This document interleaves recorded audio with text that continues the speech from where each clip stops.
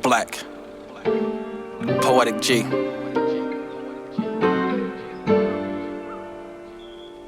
Beautiful love always carries knowledge. Pay attention.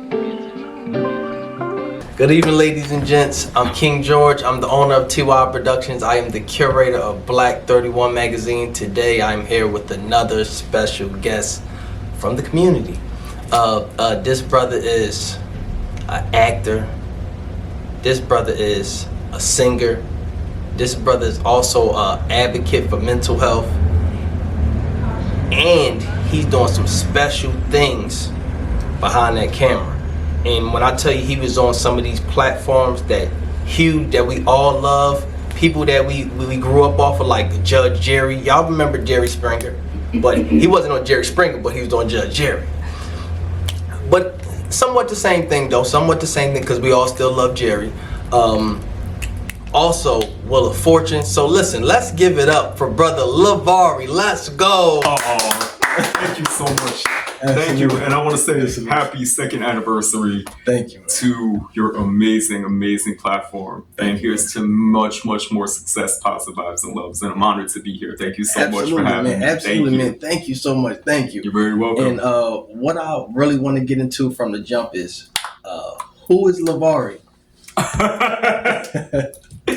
Well, Lavari is I actually am originally from New York. So I grew up in Queens, and in my 20s I moved to the Lower East Side of Manhattan, and that's where I began to pursue my career in the entertainment industry. But anybody that knows me knows that the city I love the most is not New York City.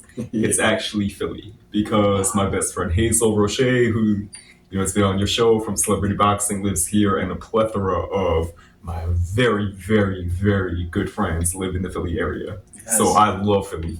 Absolutely love Philly. But yes, I'm originally from Queens, New York. Absolutely. That's what I'm talking about. And shout out to Hazel Roche, man. Shout out to Hazel. Yes, of course. Absolutely. Amazing. Let's jump right into the mental health side, because I want to know exactly, how do you feel about mental health? Well, I was honored to host last week, as a matter of fact, a mental health conference held in New York City.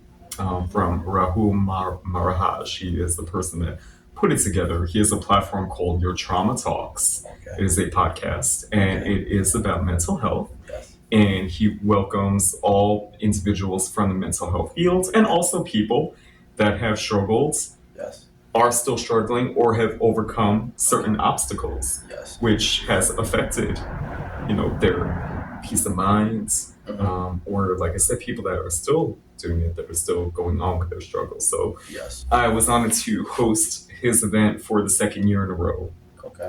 It was actually in Times Square this time around, and I came with a lot of takeaways from it. Yes. We had a nurse from West Africa that came to speak, and wow, I learned that nurses don't make barely anything. Yes. And that was a huge takeaway. Mm-hmm. There was also a woman that was there that physically looked beautiful, and I heard about just her struggle with her self-worth, etc. Yes. I learned some things about myself, because recently I had to go through an issue where I was on Jimmy Kimmel, and wow, like, just say that, right? Like, you're on Jimmy Kimmel, but I was on Jimmy Kimmel because I had performed at an event, and during the event, there were some sound issues, and my mic kept going off. And then after my performance, I fell. Yes.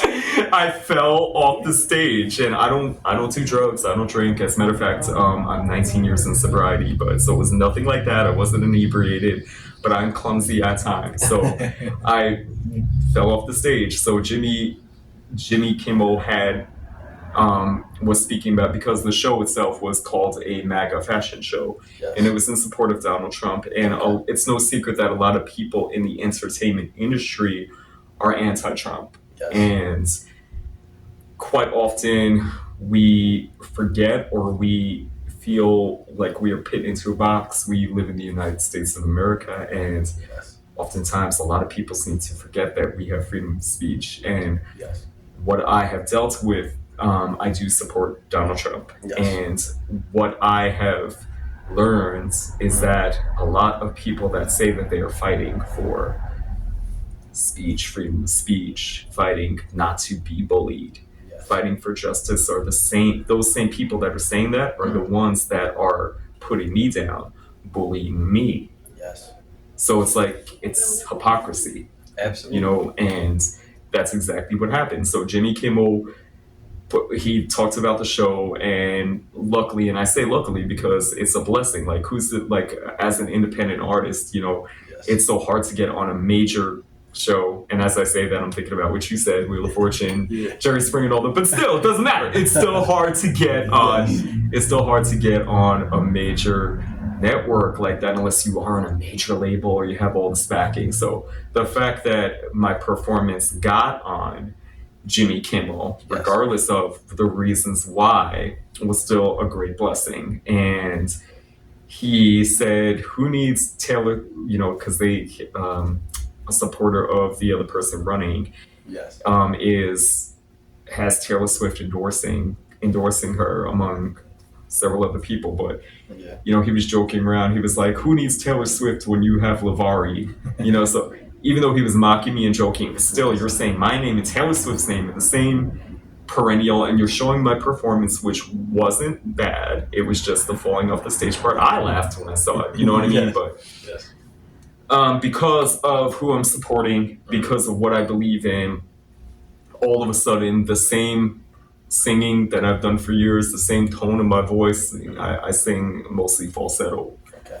Same exact way I've been, moving, dancing, singing, like, speaking to the audience and everything. Yes. I headlined several shows, and I've opened up for several acts throughout the years, and my act really hasn't changed. I've just been me the whole time, and obviously, if I sucked, for lack of a better term, people aren't going to keep inviting me to perform, right? Yes. So, and I was the headliner of that particular MAGA fashion show. So, that being said, and the audience liked it, the audience applauded. Like I said, there was technical difficulties that were not of my control. And, but what happened was, that being said, the same act I've been doing for years, all of a sudden, particularly on Twitch and on X Twitter. Yes.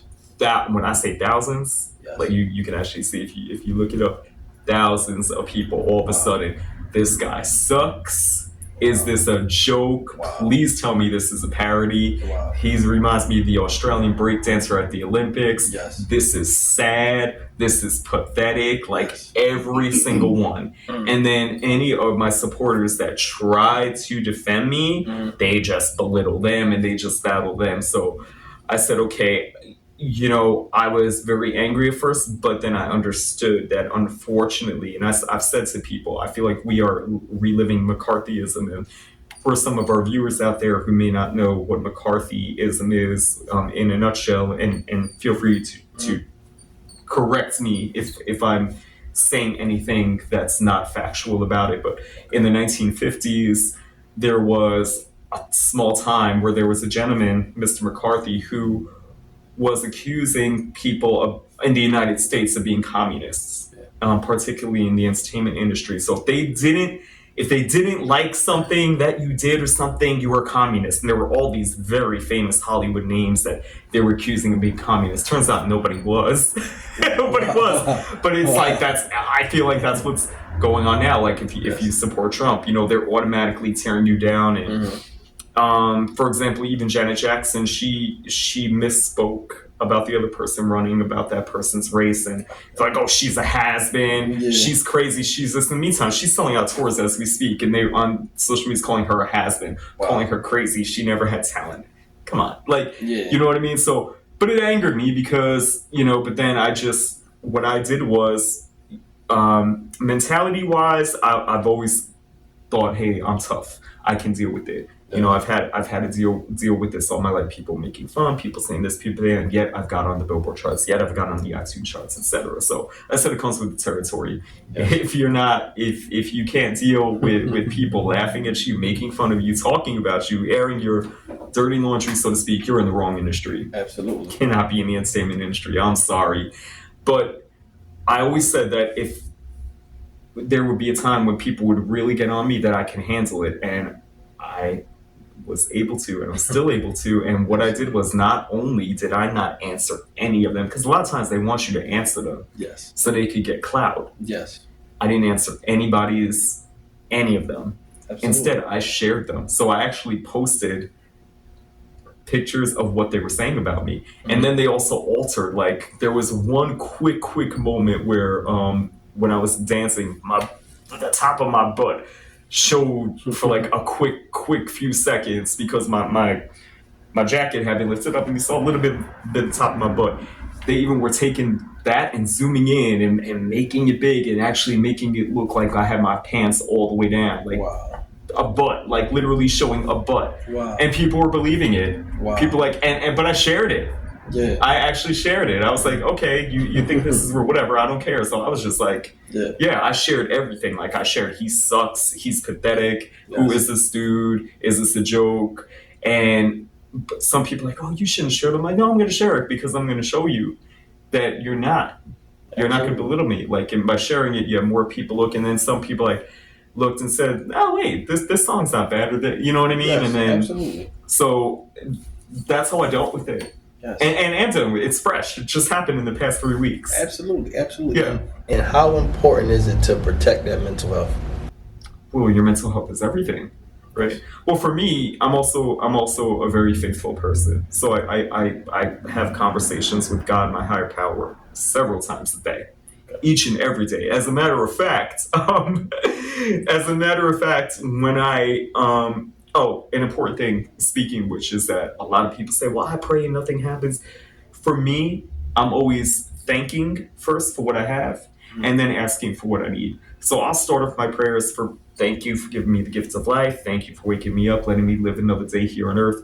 Thank you for my health. Thank you for my sobriety. Dear sweet Jesus, thank you for dying on the cross and saving us from eternal death. Holy Spirit, thank you for being with me every day, especially with the gifts of baptism and confirmation. And then I thank for things, then I ask. Okay. So for me, what works for me is I thank and then I ask. Yeah. And I remember just a week before this happened, I said to God, I have a song called Keep It Moving, Cancel Culture. It got a little bit of a buzz, but I said, God, this song, I said, especially now for these times, I really wish it could reach the masses. Yes. Some way, somehow. And then I had done 2 songs when I did the Mega Fashion Show, but the Jimmy Kimmel played the Keep It Moving song. Yes. So I was like, well, there you go. There's your push to get it to the masses. Now, that being said, I am by no means perfect. By no means. But God and my spirituality has definitely guided me through that and has given me, I feel that's how I've got my mental strength. Absolutely. I still want to be, trust me when I tell you, man, I still want to kick some ass, and excuse my language. When I'm, when I see some things, I'm like, yeah, if I saw that punk on the street, I'll just go punch them and all that. Yeah. Then you get arrested for that because you can't even do that anymore. But the thing is that, it's there. That anger and all that is there, but to stand up and be steadfast. Yes. And definitely be like, well, this is how I feel. And then I think the thing that got me the most angry was that some people were trying to give the reasons for my support of Donald Trump. Wow. That bothered me more than the people that said he sucks. Is he a joke? Who is he? I never heard of him. He can't sing. Absolutely. Are you kidding me? Mm-hmm. They scrape the bottom of the barrel. These are all real things that these people are saying. But the thing that got me, I think, more angry is the people that are like, oh, he's doing that because he's trolling. He's trolling the right, or he's trolling the left. Yeah. He doesn't really support Trump. He's just doing it because he knew that would be a great outlet, because he knew all the news things were going to pick it up. That got me more angry. People that were actually telling like selling it as truth, saying, no, this is why he did it. Yes. This is why he did it. That got me more angry. That got me more. I didn't respond to anybody, but on my social media, I did one. I only offered one thing. It was the long post, and I said, "This is this," and I did it because I support Donald Trump. Yes. And don't box me and tell me why I did what I did. I know why I did what I did. Yes. Yes. So that got me the most angry. People trying to make excuses for why I performed that. Absolutely. At a Trump event. Yeah. Absolutely. Mm-hmm. And I got a question. If you care to answer this, right? I'll answer anything. Why exactly do you support Donald Trump? That's a great question. Nobody's ever asked me. See? That's a great question. I support Donald Trump. He is not. I don't. First of all, there's a lot of things where I'm just like, dude, keep your mouth shut. And that's weird coming from me because I'm always like, yeah, say what you want. But when I say I think that he speaks, which actually could be a good thing. But I think he when he gets pissed off, he'll say, like when I just said, oh, I want to go punch that person. Like, I'm not saying he said I'm going to punch a person, but like he said something today about The View. He's like, oh, they're so dumb. What a bunch of dumb women for saying that. So I think his reactionary anger, he'll put it out there, and I think that's what turns a lot of people off, because I've heard a lot of people say, oh man, why does he have to say? But why do I support him? I support him because I grew up in Queens Village, which is near Jamaica, Queens. Yes. And, you know, people forget in the 90s, he supported a lot of the hip hop community, a plethora of the hip hop community. So that racist stuff, and he grew up in Jamaica, Queens, which is a predominantly Black neighborhood.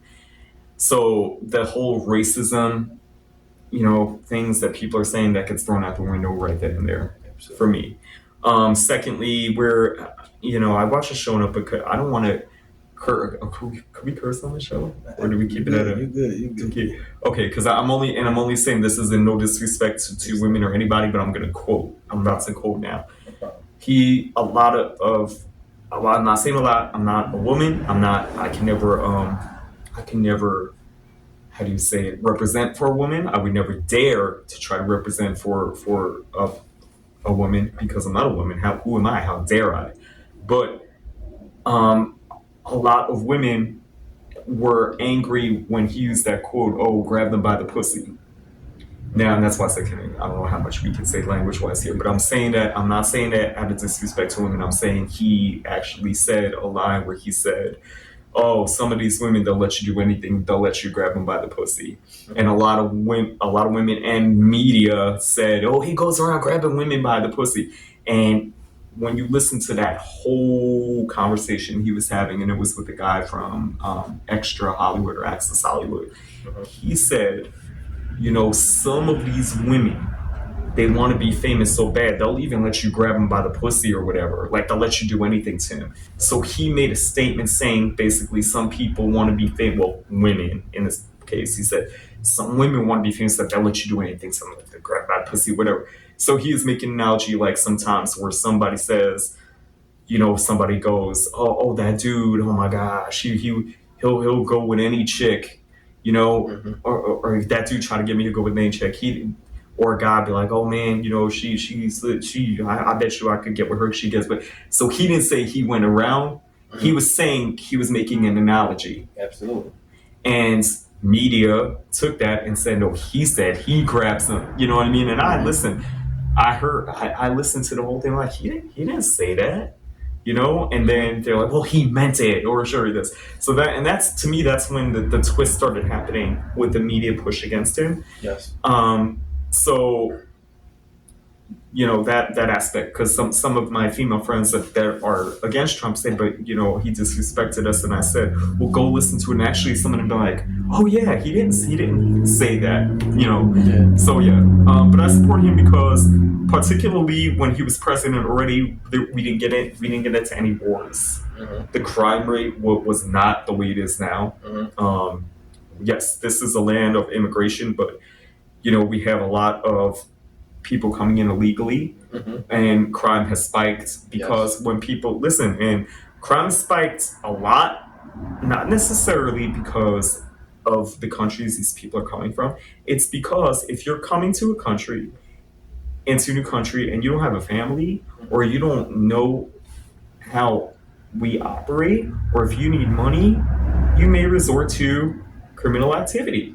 Just like I know some homeless people that were homeless. Even me, when I first moved into Manhattan, I did some things. One of my best friends was a professional pickpocketer. Oh, shit. And I used to go with her on the bus, and I wouldn't pickpocket. I'm too scared. She would, but I went with her, and I knew what she was doing, and she would give me money from it. Yeah. You know, it wasn't right, but I'm saying I didn't have money. I was hungry sometimes. Absolutely. You know, so I understand why some people. I'm not advocating that people should commit crimes, but you know, when people are coming in illegally, they're sometimes like, I need money, I need food, I need this. So I understand why it's happening to a certain extent, but that's why we do need people to come into this country legally. Yes. We do need to have people come in through a system. And when Donald Trump was in office, I mean, it always was happening, but not to the level that it's happening now. So that was a crime was down. There was a horrible incident with Mr. George Floyd. Yes. But actually, when Mr. Obama was president, there were a plethora of race-related police brutality issues. Absolutely. A plethora of them when Obama was president. So when people bring that up again, the race thing and all that, I'm like, well, we had President Obama, and there was like triple the amount of police brutality while he was in. And like I said, there was one major terrible one, George Floyd, when Trump was president. But so things seemed basically with the economy was great, even with COVID occurred while that was going on, and we were getting $625 a week. Like some people weren't even making that period. So like he knew what's doing the economy with this terrible disaster that never happened before. And I mean those are the reasons why. Absolutely. And then you have Joe Biden and the Kamala who says that she supports everything that Joe Biden does. Well, I don't. The country's gone to crap under the Biden administration. So why would I want the same thing? Absolutely. And another major issue. It's a beautiful thing, but it's also catch-22. And it's about damn time that a woman should be running for president, that a woman of color should be running for president. It's about damn time. Yes. It's ridiculous that we call ourselves United States of America, lands of the free, home of the brave, and it took so long for it to happen. Yeah. But the catch-22 is that too many people are voting based on gender and color. Absolutely.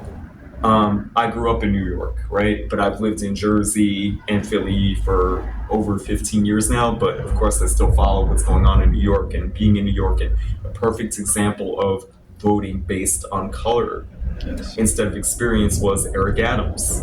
We had two people running for mayor. We had Curtis Lewa, who was the founder of the Guardian Angels. Now, for people that are not from New York, the Guardian Angels were a group of basically, I want to get my wording right, but they were kind of street soldiers. They didn't do anything illegal. They wore red berets, and they're basically like Batman for the community. Okay.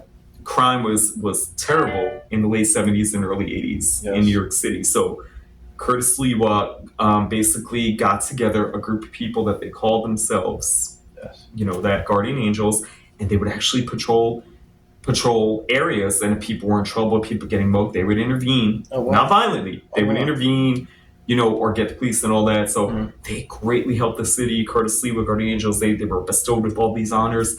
So Curtis Lewa decides to run for mayor. He has all these things. New York has already gone to shit. Oh, wow. Curtis Lewa, Eric Adams, and who did they vote? I thought it was a shoe, and I'm like, well, obviously you want Curtis Lewa, the guy that made the Guardian Angels, the guy that protects the city. These guys out the decorations. Nope. They voted for Eric Adams, and they constantly heard, well, we want a black man. It's not about race. It should be about experience. Absolutely. It should be about experience. Absolutely. Yes, it's amazing, and like I said, it's ridiculous that it took so long for people of color or LGBT to get these things, as it should have always been, but you need to vote based on experience. So when I saw that, I was just like, the city shots of shit. You got the Guardian's Angel founder who's running for mayor, and this gentleman who used to be in the police commission, but you guys are complaining about the police right now, and you go and choose him. And it was a lot of people saying, well, we want a black person. So, it's color. So people are doing that. People are voting based a lot. And I've heard people say this. Yes. Well, we want a woman, or, we want a black person in. But our country right now is in shambles, and we are in so much trouble. We need to vote based on experience. Yes. Those are the reasons I support Tom. And also because, like I said, and one side of the coin, I said, oh, I wish sometimes he would just like shut up with his tweets. But you know what? It seems like he can't be phony. Like, he keeps it real. Absolutely. And I'm like, you know what? I'd rather him offend some people, because at least I know you're keeping it real and you're not BSing and you're not being cynical and hiding things. Absolutely. Yeah, those are my reasons for supporting Donald Trump. Absolutely. I respect it. Thank you. But I've tried. That being said, I've also looked into Kamala Harris. Yes. And there were a few of her policies. I was like, okay, but not enough where it would make me want to endorse her for president. That's the other thing too. There's a lot of people that won't even look. Like, I've tried to have sit down conversations. Like, I'm not even asking you who you support, because you support who you support. But I've tried to had sit down conversations like this with people, and they just don't want to listen. Like, I'll listen to them. I had somebody who sent me facts about Kamala Harris. They're like, would you read this? I said, absolutely, I'll read this. Of course I'll read this. And I was like, okay, cool. And I even told them, I said, okay. I was like, I like this, I don't like. But then when I started saying about Donald Trump, no, he's racist. He's I'm like, dude, I just sat and read what you wanted me to read about Kamala Harris, and you won't even read about Donald Trump. Yeah. Exactly. Man. And that's crazy, because we should be able to share our thoughts with each other. Absolutely. About different views. Of course. That's the whole thing about politics. Of course. It's within everything. Religion. Yeah. We have to share each other's views. Of course. Because within all the views is truth. Within all the views. Of course. So, especially religion here, all paths lead to God. See, we are in a house of Islam, correct? Yes. And much respect. I don't practice Islam, but of course I respect and everything. And you know what I'm saying? For sure. Yeah. Appreciate it. Yeah. Appreciate it. I'm grateful. Yeah. How did you get on to Judge Jerry? Judge Jerry Springer, that was through my very good friend Adam Barta.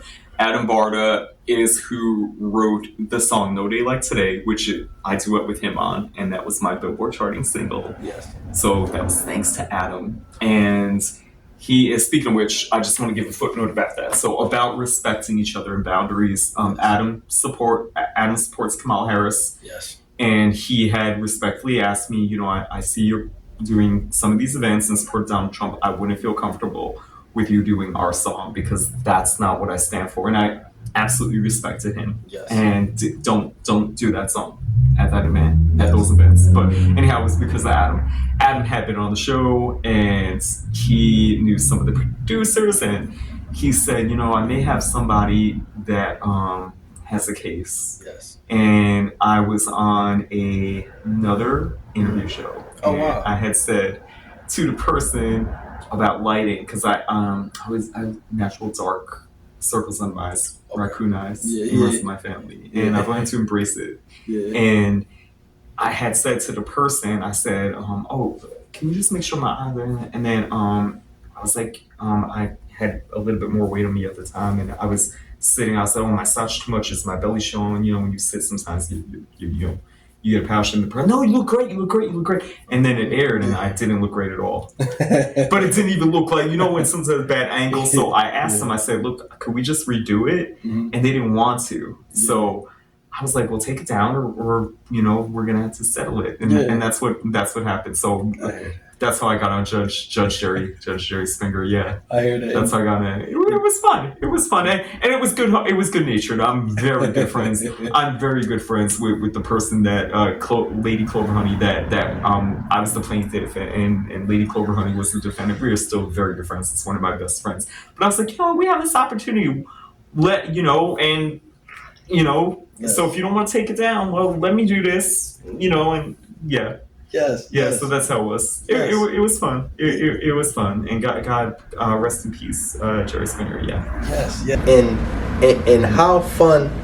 Because I know that was fun, but how fun was Wheel of Fortune on top of that? Wheel of Fortune was so much fun. That was amazing to be on Wheel of Fortune. Yeah. Yes. Now, how did I get on Wheel of Fortune? Just like anybody else, they had when during the commercial breaks when they say, well, here's the thing. So you know how people, I mean, I've done it. I know other people have done it. Where like you'll be watching a game show at home, and you're like, answering, I could do that. I could do that. So that's what happened. I would go be at my friend's house, and ironically, it was Cloverhoney's house, and we would watch Jeopardy, right? Yes. And then after Jeopardy, Wheel of Fortune comes on. Yeah. So Clover would go start cooking, and Wheel of Fortune would be on. I'd be sitting there like solving the puzzles like that. I was really like, I could do that. For real, I could do that.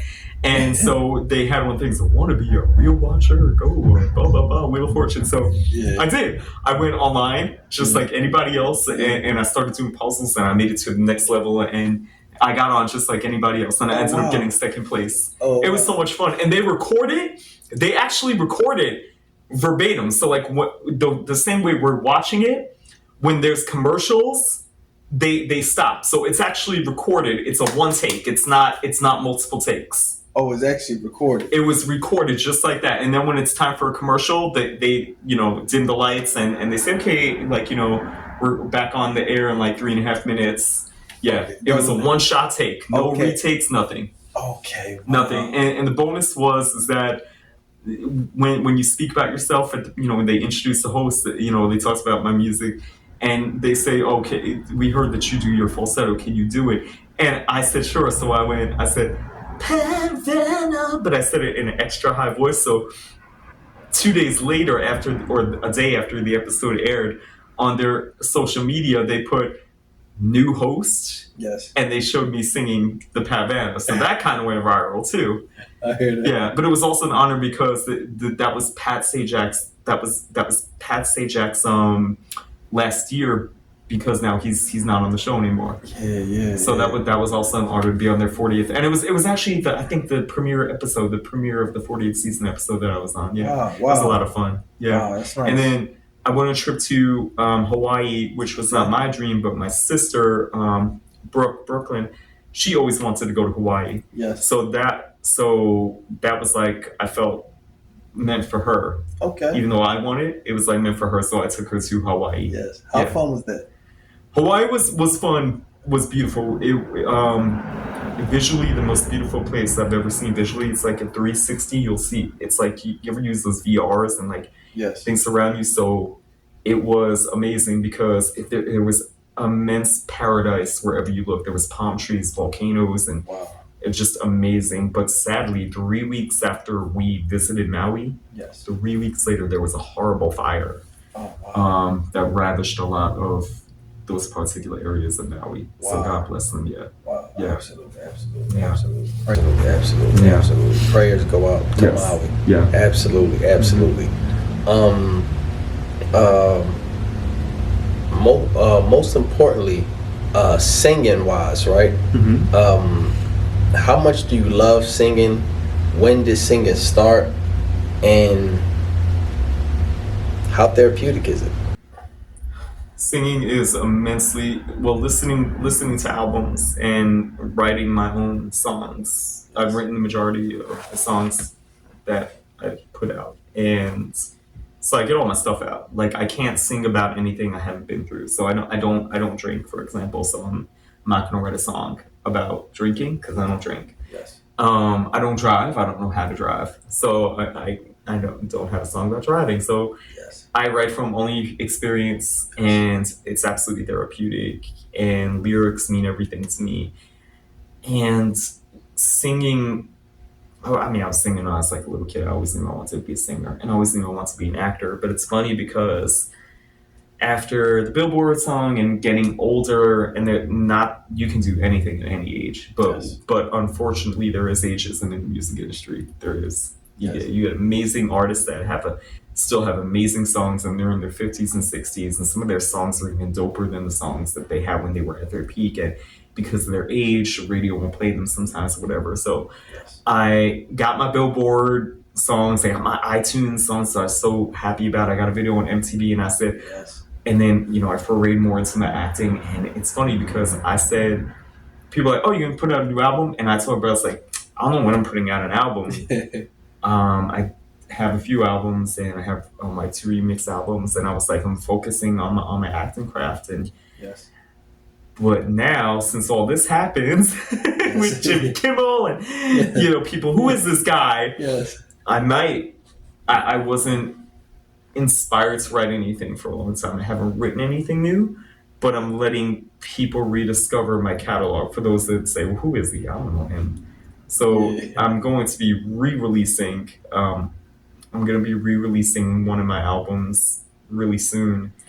That did okay when it first came out. It hit the top 40 on the iTunes charts. But it's my favorite album. I have like 3 albums or 4 albums, and this one is like my favorite that I've done. So it's called The Rhythm of Life, and it did good. It got me on Video Music Box, Ralph McDaniels, and all that. But I'm gonna re-release it for those that don't know me, or those that are like, oh, is he a joke? He's horrible, he can't sing. So yeah. So it's funny because it kind of comes full circle, because people were asking me a lot lately, like, it's been, because my last album I put out was 2020, not that far away, like 2020 of original material. Then I put a remix album out in 2022. They're like, when are you coming out? I was like, I don't know. I don't know if I'll ever come out with an album again, maybe singles, but yeah, I guess I'm gonna have to work on something, or like I said, I'll definitely reintroduce that album. Yeah. And how important is music for the people's mental health? Music is, to me, well, I actually studied music therapy in college. That was what I didn't finish it, but it's absolutely essential, because I put on music, whatever mood I'm in, I put on. So if I'm going through some drama, I put on, like, sad songs or whatever, empowering songs. It's very important. And a lot of times, sometimes when I'm feeling kind of I'm like, why am I feeling weird, or why am I feeling in a depressed mood? And then I start playing music. I'm like, wow, because just the sounds and the voices. Yeah, to me, I think it's pivotal. Pivotal for mental health. Absolutely. I do. Absolutely. Yeah. Music is amazing. Oh yes, it's amazing. Yes. Considering that we're going through so much in America right now, like you said, America's in shambles. It really been within inner city communities. Mental health has been a problem, especially amongst young youth. So what advice do you have for young youth that's growing up? What advice do you have for them on their mental health? Don't give in to what society wants you to believe or to say. As long as you are not doing self-harm to anybody, as long as you are not harming yourself, always stay true to what you want to do or what you believe. I'll give you an example. So in high school, one day, for no reason at all, I decided I wanted to wear pajama bottoms to school. I don't know why. Maybe I was lazy. I didn't feel like getting dressed. Maybe I couldn't find somewhere. I don't remember why, but I just was like, I like my pajama bottoms. I'm wearing them to school. And this is before there was pajama day. Okay. And I walked around in my pajamas. Oh my God. And then when I walked into the cafeteria that day, it was literally like one of those teen movies. When I say the whole cafeteria turned around and looked at me, I mean, hundreds of people just turned around and stared at me because I had pajamas on. And I was just like, and they're like, why? Are you okay? I'm like, yeah, I just felt like wearing them. that was back then, right? And I stood and everybody thought it was insane. Everybody's like, is he poor? Does he not have clothes? He's walking around in his pajamas. Just because I literally felt like going in my pajamas, right? Yes. And now what do they have? Now they have pajama day in school. In school, yeah. Right? And back then, I only did it one day. But oh my God, was I the talk of the thing for weeks. But the thing is that I was like, why not? Why can't I? What's wrong with it? Why can't you be comfortable like that? And I was like, you are crazy, you are insane, and now look, it's a thing. You started a trend, man. Well, I didn't start. Well, I'm sure there were other people too, but you get what I'm saying? But like, now you don't think twice about it. And now there's a style now lately. Now there's a lot of looks that look like pajamas. Absolutely. In men's fashion now. There's a few pieces that I have that they're like, are those pajamas? I'm like, no, but they could be. And so yeah, but like back then I didn't let it deter me. That's what I felt like doing. I didn't hurt nobody. Who did I hurt by having my pajamas on? I didn't. So as long as you are not harming somebody, as long as you are not harming yourself, believe and do what you want to do, no matter who makes fun of you or what. Because that's the same thing that in 10 years it's going to be a thing. It's going to be a trend. It's going to be this. It's going to be that. Yes. And you know what I mean? Another Yes. thing that I used to do is now I keep my head shaved, but I used to, when I still had hair, when my hair was thinning, I started taking mascara, right? And put mascara. And everybody's like, that was another thing. People were laughing. I'm like, God, are you crazy? Are you insane? Now they sell mascara hairbrushes for men all over the place. Wow. All over the place. Yes. In the beauty product. Oh, here's mascara brush for men. And people really thought that there was, for lack of a better word, something wrong with me. And I'm like, why? It fills in. I'm not going to spend $50 with just for men where I could buy a $2 thing mascara. Why? And now it's a thing. And again, people are like, please don't do that. Please stop putting that stuff in your hair. Do you know what people are saying? Like, I don't care. I like it. Yeah. I like it. And now it's a thing. Yes. And now it's a thing. So yeah, that's my advice to younger people. Don't ever if you're not hurting somebody, don't ever let anybody tell you that it's weird or wrong, because it's going to become a trend anyway. It's going to become a trend anyway, sooner or later. Absolutely. Mm-hmm. Basically, be authentic and be yourself. Yeah. Basically, be authentic and be yourself. Don't ever let nobody discourage you and tell you that what you're doing is lame. Yeah. Because to be honest with you, you think about things that people thought that was lame at first. People thought that wearing glasses are lame. Now everybody want to put some crazy shades on. They want to put the colors on the shades. They want to, So I get it. I understand. But before we even wrap up the interview, right? What major advice do you have for young men growing up? What do they need to be successful? What do they need to keep their mental health straight? What do they need to know that put themselves first? Because I feel like and it's not a sense of being selfish. Mm-hmm. It's just putting yourself first. So what do young boys need to know to basically just be successful? I think things work for people. Different things work for different people in different environments. I can only speak about what worked for me. Yes. Aside from what I just said, for me personally, it's my prayer and conversations with God and or a higher power that works for me. Some people have said to me, I pray and I ask and it doesn't happen. So for me, I always start my prayers off by thanking for what I have and then asking for what I need. And everyone's like, well, how'd you get this idea? I'm always like, God. They're like, no, but come on. I'm like, God, like the thing about the song Keep It Moving, Cancel Culture, where I had said a prayer a week before. I'm like, God, you know what? This song is important to me and it has such a message, especially now. Is there a way, can I somehow get it out there into the masses? And then the whole Jimmy Kimmel thing happened. So for me, it's always been conversational prayer with God and or high power, thanking first and acknowledging for what you have, and then in the next sentence asking for what you need. I don't do drugs. I don't even smoke weed. In high school, I smoked a little bit of pot, but I don't even smoke weed. I think sometimes that not anti. I'm not anti marijuana, whatever. I'm not anti alcohol. I don't do it, but I think that sometimes we do things and then it becomes a crutch. So if anything, it seems like it's going to be a crutch. Like I recently stopped smoking cigarettes, and I hope that I'm done for real this time. I didn't smoke a lot, but I would still smoke cigarettes. So like to me, it was just me. Because I was my hand this, and then nothing. I don't even inhale it. I just this. Anything that's a crutch for a person, sit back and think about it. And there's even some things that are healthy too that can become a crutch. Number one thing, I know a lot of people are gonna say, "Oh, what?"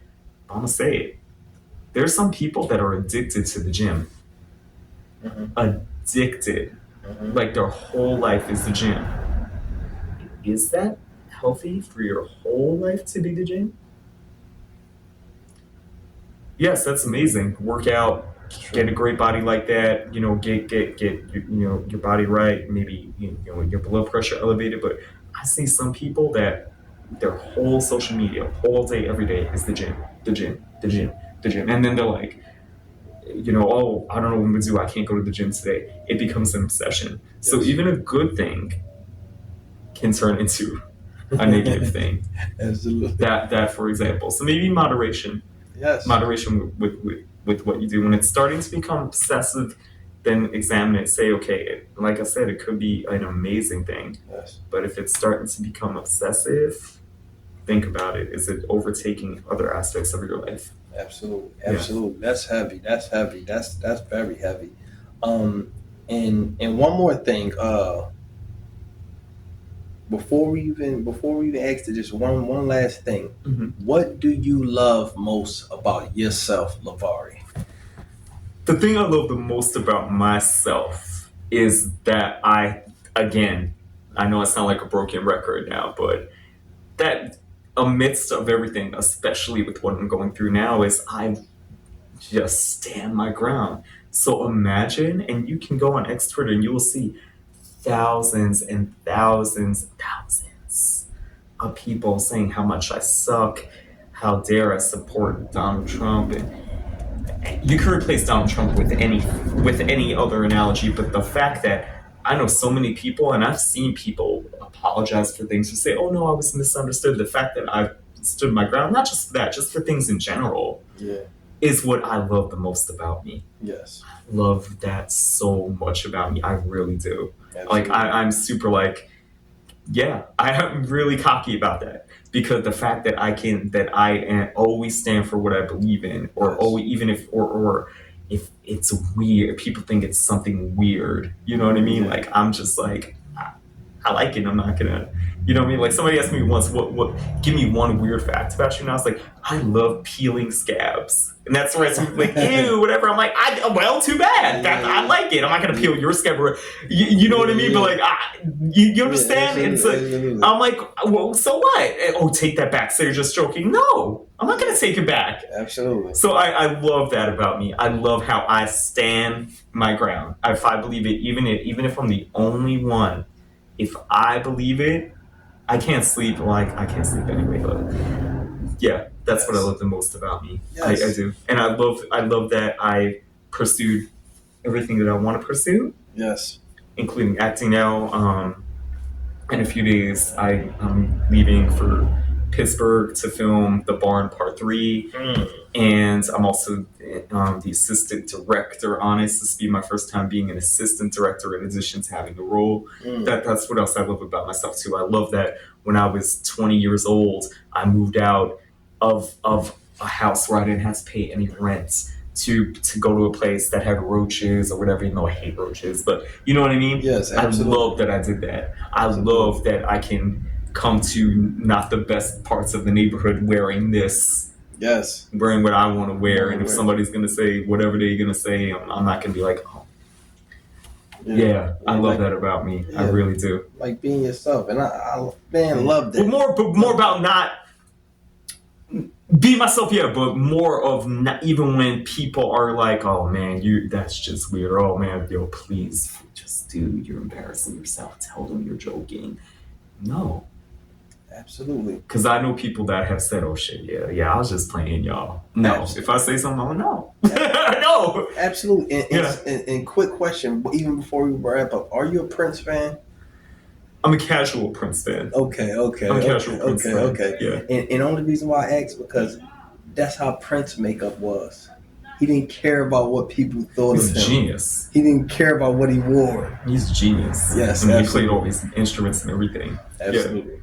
Yeah. Yeah. Yeah, my favorite singers are. Oh, by the way, some of my favorite singers, they hate Donald Trump, and a lot of them I'm disappointed because they're like, "Oh, express yourself," and then they're like, "Oh, if you like Donald Trump, I don't ever want to talk to you again." I'm like, okay, well, you just were hypocritical, so I have to separate their personal beliefs from what they've got me through.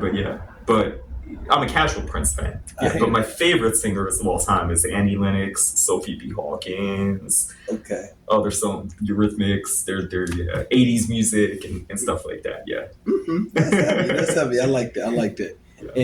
And where can the people find you at?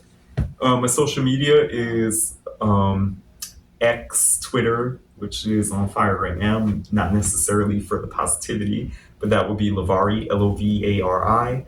My Instagram is Lavari Official. My Facebook is Lavari, and Spotify and iTunes platforms Lavari. And you can find me in the films right now on Tubi, Zombie Games and Terror Tunes 4. And then on Screenbox and Amazon Prime, The Barn Part 2. And Clown Motel 3 will be out soon, and Evil Aliens will be out soon. And these are really serious movies. No, they're B-horror movies. They're B-horror movies, so yeah. Woo. Absolutely. Go support Lavari. Speaking of supporting, though, these are amazing. Appreciate you so much. Of course. So I don't even know if these show, but yes, these are amazing. Appreciate you so much. You know, much love to you, much love to your wife, and to the entrepreneurship. And these magazines look great. Thank you. Thumbing through them and their professional quality. So thank you so continued much. Success to you and everything you do. And shout out to that I love that because of your music as well. Yes. Yeah, and shout out to Celebrity Boxing, and shout out to Philly and all of it. Absolutely. Shout out Celebrity Boxing. Amazing stuff. Shout out Hazel Roche, man. That's my guy too, man. That's my best friend. Absolutely. My best friend, Trick Dog. That's little thing we have. We have names for each other. Absolutely. Absolutely.